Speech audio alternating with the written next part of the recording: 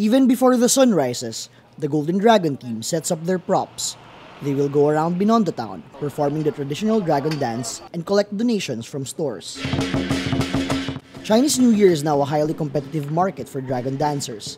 The team leaves early, hoping to collect more.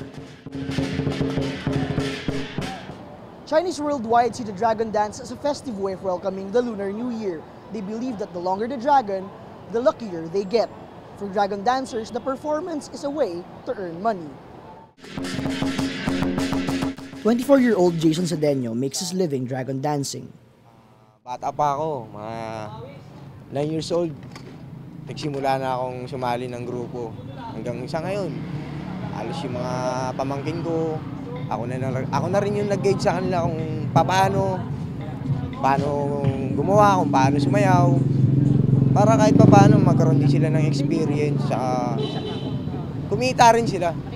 But there are bigger dragons in Binondo that the team can't take on. Jason's nephew, Alan Cedeño, says it's difficult for them to compete with other teams since most of their members are newbies.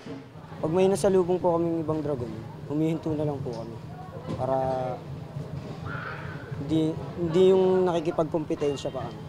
Nung ibang grupo po kasi nakikipag-away. On lucky days, the Golden Dragons can earn as much as 500 pesos each for an entire day's performance.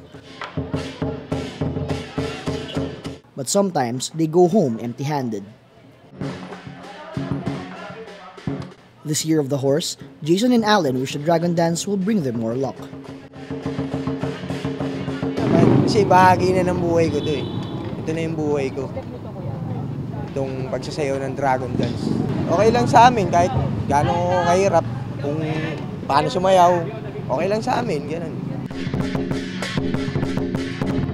David Lozada, Rappler, Manila.